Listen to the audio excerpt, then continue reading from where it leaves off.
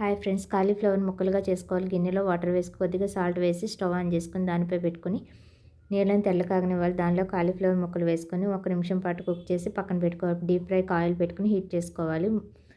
ఇది gobi Manchuria powder. ముందుగా మనం కుక్ చేసి పెట్టుకున్న గోబీని ఒక బౌల్లో వేసుకొని గోబీ మంచూరియా పౌడర్ వేసి మిక్స్ చేసుకుని ఆయిల్ హీట్ అయ్యాక ఒక్కొక్కటిగా వేసుకొని బాగా డీప్ ఫ్రై చేసి పక్కన పెట్టుకోవాలి. ఇప్పుడు వెల్లుల్లి రేక ముక్కలు, కొద్దిగా ఉల్లిపాయ ముక్కలు, పచ్చిమిర్చి ముక్కలు, tomato sauce, chilli sauce, vinegar, 1 table spoon కార్న్ఫ్లోర్లో కొద్దిగా వాటర్ వేసి కలిపి పక్కన పెట్టుకోవాలి. ఇప్పుడు స్టవ్ ఆన్ చేసి దానిపై కడాయి పెట్టి 2 టేబుల్ స్పూన్స్ ఆయిల్ వేసి అది బాగా హీట్ అయ్యాక మనం తీసుకున్న వాటిని అన్నింటిని ఒక్కొక్కటిగా వేసుకొని స్టవ్ ఫ్లేమ్ హైలో పెట్టుకుని బాగా ఫ్రై చేసుకోవాలి. కొద్దిగా ఫ్రై అయ్యాక దానిలో కొద్దిగా సాల్ట్ వేసి ఆయిల్ పైకి వచ్చాక ఇప్పుడు కార్న్ఫ్లోర్ వాటర్ని వేసుకొని మనం ముందుగా ఫ్రై చేసుకున్న గోబీ పకోడాను వేసుకొని ఒకసారి కలుపుకొని దానిలో సోయా సాస్ని కూడా యాడ్ చేసుకొని